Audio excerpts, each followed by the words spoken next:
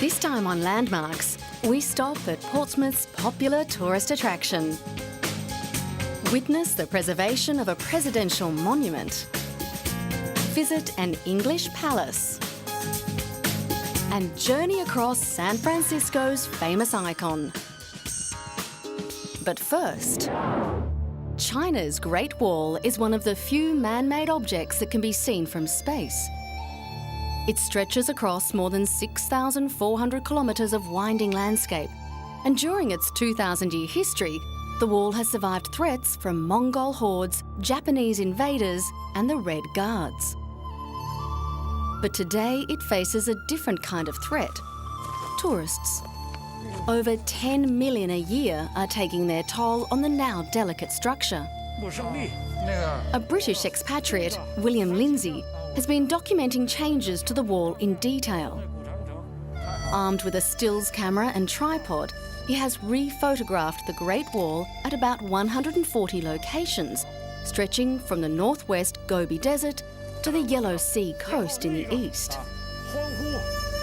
He carries an archive of 300 old photographs and matches his shots to the first pictures taken as far back as 135 years ago.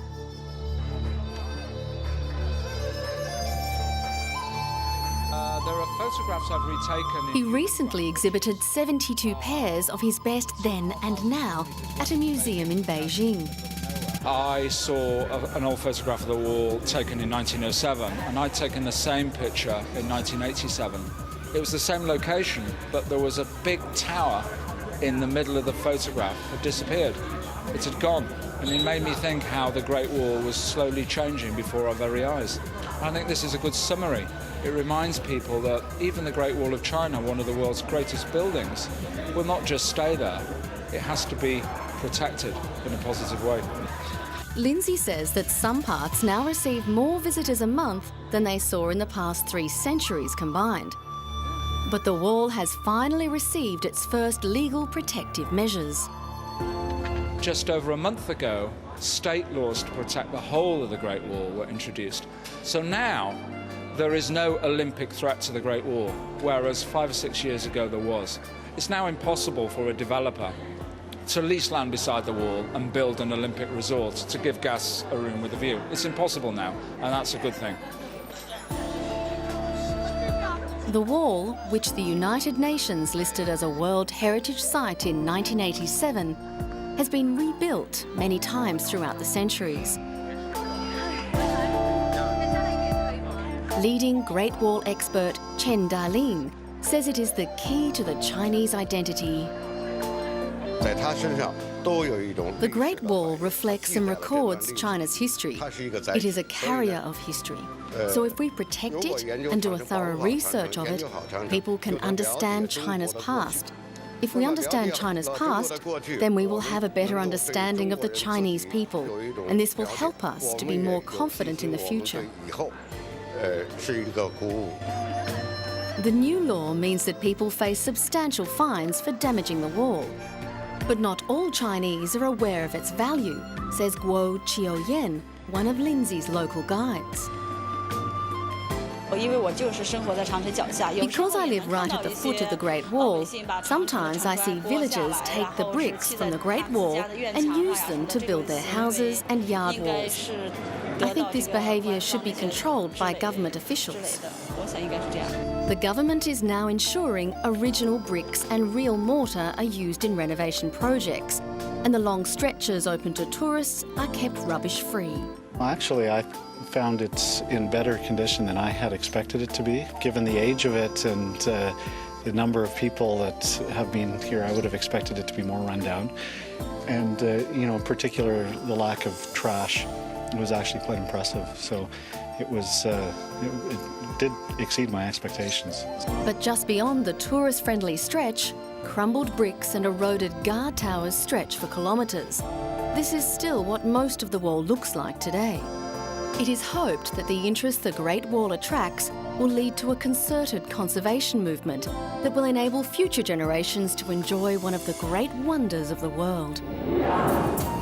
Coming up, the Spinnaker Tower.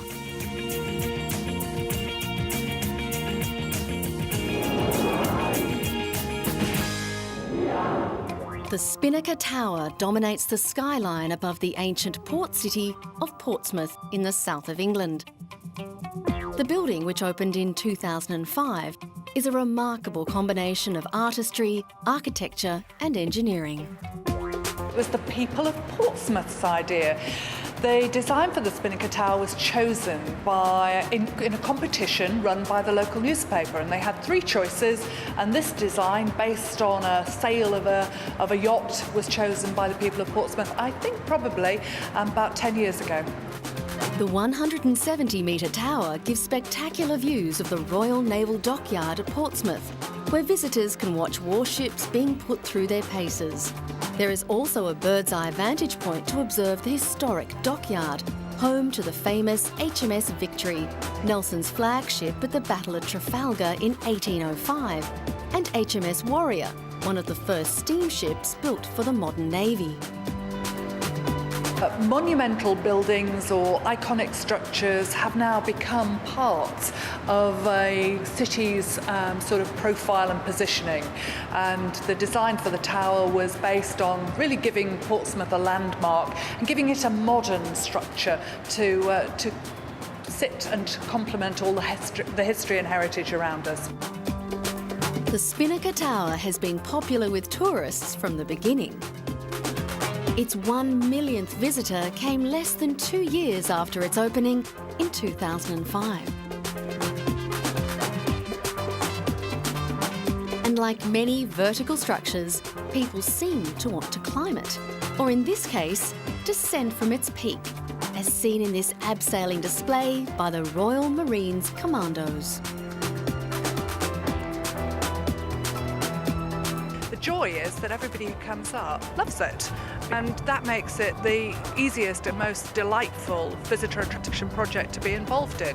When you actually get the feedback from visitors who go up in the lift, step out onto that view deck and go, wow, everything else after that is really just about dealing with success. Portsmouth could once claim to be the heart of the British Empire. Its navy was its strength. Another well-known resident in Portsmouth is the Mary Rose, Henry VIII's 16th century flagship.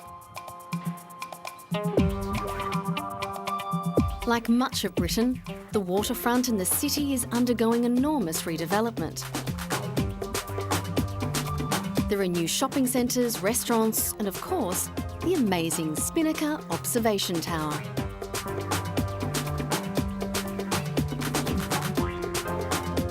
Portsmouth has changed, and it's to everybody's credit that the city has regenerated itself in this way.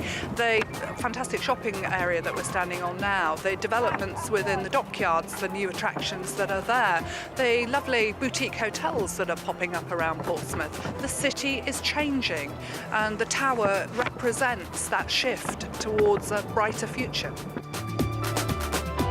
Like anything worthwhile, the view has to be earned. It is a long way up. The success of this new attraction has certainly put Portsmouth on the map and helped to revamp its image as a UK holiday hotspot.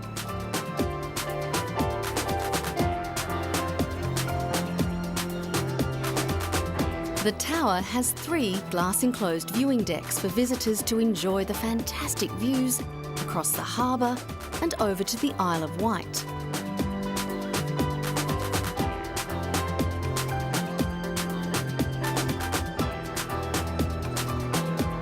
And the viewing decks have something for thrill seekers as well, the glass floor, which lets you look all the way down to the waters below.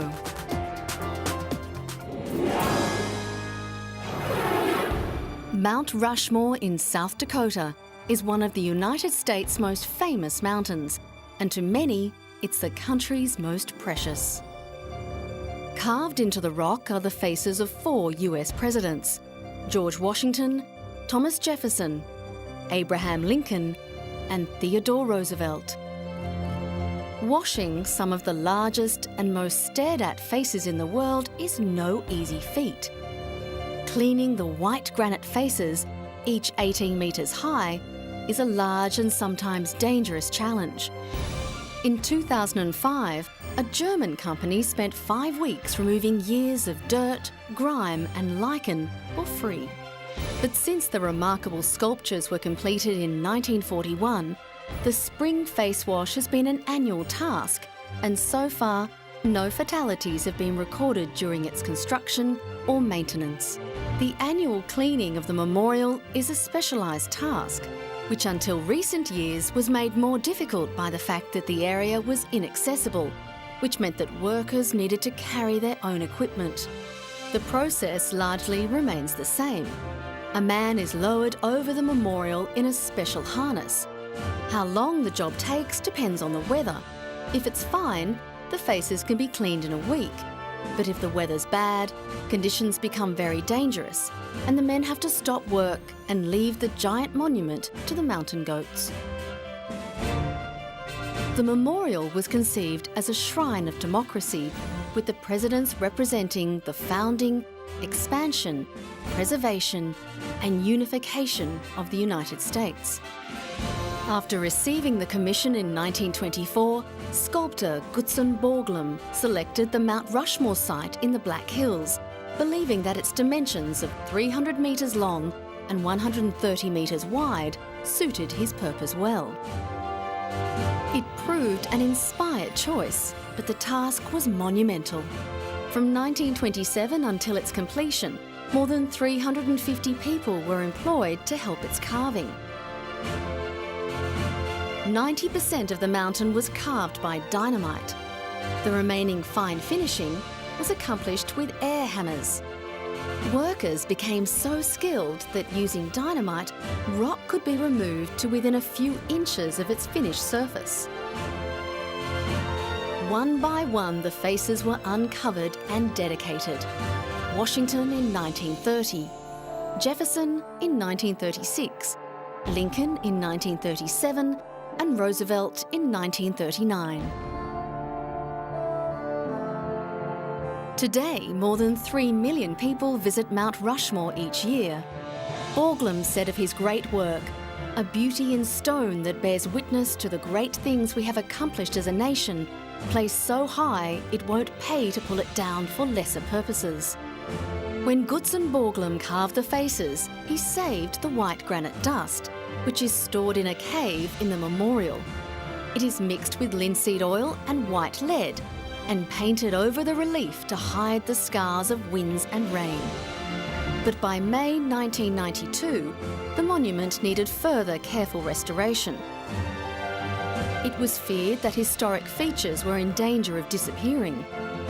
Borglum's mixture of granite dust, linseed oil and white lead had finally been superseded by more modern materials.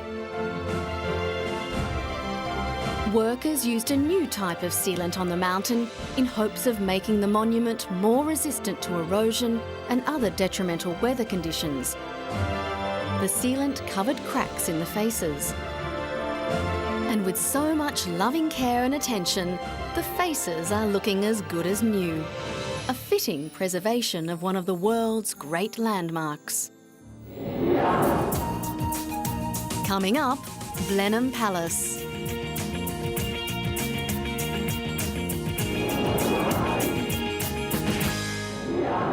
Blenheim Palace near Oxford is sited on over 2,000 acres of stately gardens. For nearly 300 years, it has been one of Britain's grandest homes. But with the costs of maintenance running into millions of pounds a year, visitors are now a vital source of income. Within the palace, we've got superb staterooms filled with gold and silver and paintings and tapestries and furniture. So a really archetypal, splendid palace within. We have a very simple room, which is probably one of the most moving rooms, I think, in the palace. It's the room where Winston Churchill was born. Blenheim Palace and its extensive grounds were given to the Duke of Marlborough by a grateful Queen Anne in celebration of his famous victory over the French army at the Battle of Blenheim in 1704. The palace is still lived in by the Duke's descendants, the Spencer Churchill family. This room is kept much as it was when Winston Churchill was born here in 1874. He went on to become Britain's Prime Minister during World War II. The Churchill, the former primary, is so great in our heart. Okay, he's a so famous person. and I'm very proud about him and respected about him very much. He's a great person. Pretty impressive, pretty extraordinary, in fact, to be able to see a complete history of England in many ways in one place. Inside, the scale of the palace is beautifully balanced by the intricate detail and delicacy of the carvings, the hand-painted ceilings, and the amazing porcelain collections, tapestries and paintings displayed in each room. Situated in Woodstock, just 8 miles from Oxford, the palace was deemed a World Heritage Site in 1987. Designed by Sir John Van Bruin, the palace is a treasure house of 3 centuries of British history and European art. Blenheim Palace is set on 2,100 acres of beautiful parkland, landscaped by the famous landscape gardener, Capability Brown. It comprises sweeping lawns, formal gardens, and a magnificent lake. The palace is one of 10 magnificent palaces, houses and castles whose owners and trustees have come together to promote England's heritage under the banner of Treasure Houses of England. Leeds Castle, used by all the English kings over the Middle Ages, followed by 500 years of private ownership, has been open to the public for the past 25 years. Leeds attracts nearly 500,000 visitors every year, but tourist organisations want even more people to enjoy these unique properties. So representatives from a number of notable properties came together to promote their attractions. We do have everything from the National Motor Museum at Bewley through to guided tours at Castle Howard with people in period costume, going behind the scenes at other houses. And indeed, of course, we've got safari parks, places like Woburn. And the Butterfly House, for instance, at Blenheim. They've all got something a little extra, and we try and give the public what they want. After all, it's a very competitive market out there, and unless we move with the times, we're going to get left behind. They're a tremendous asset, and what you've seen now is them working together, making them much more user-friendly. And I think some of the schemes that we've got developing, which are people who probably wouldn't actually go to these stately homes because it's not for them, but that's now changing, and as I say, we're making them much more user-friendly. So I think in terms of that part of it, it's very important. Working the 10 treasure houses together also is important. Between them, these properties are home to some of the most important art and antique collections in the world. Each house, whether it's Harewood House or Bewley, is not only a distinctive architectural masterpiece, it is also a continuing example of England's historical past. The treasure houses combined attract more than 4 million visitors every year. Organisers want those numbers to continue to grow.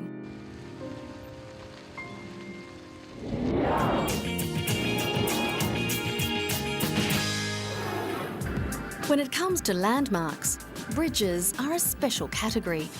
They are a practical and sometimes spectacular symbol of unity, the joining of 2 sides previously separated.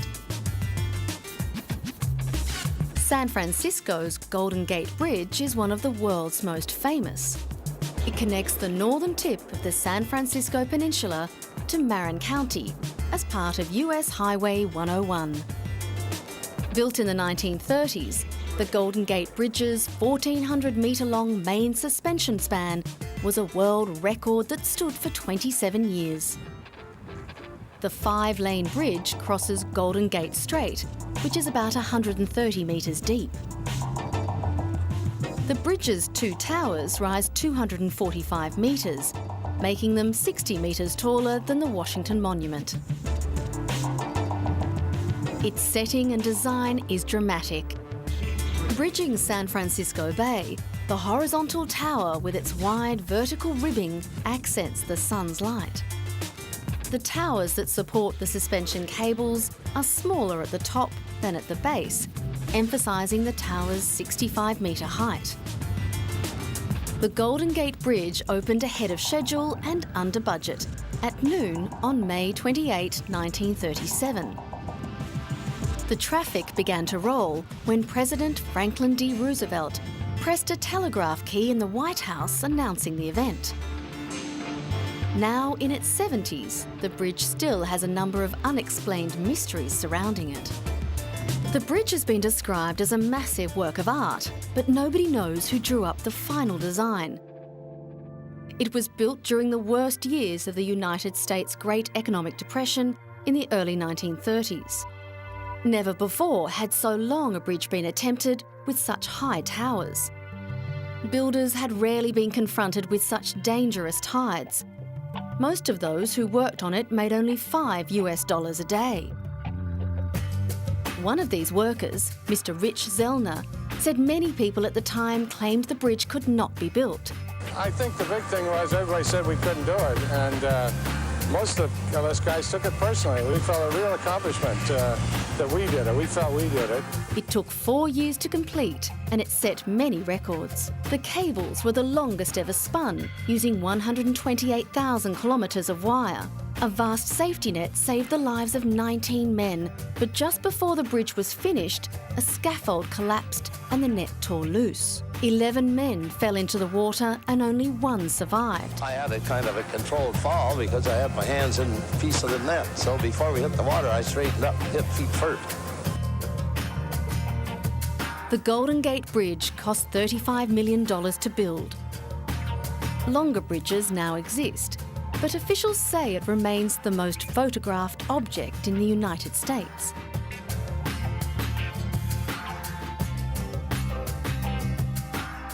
It also attracts desperate people.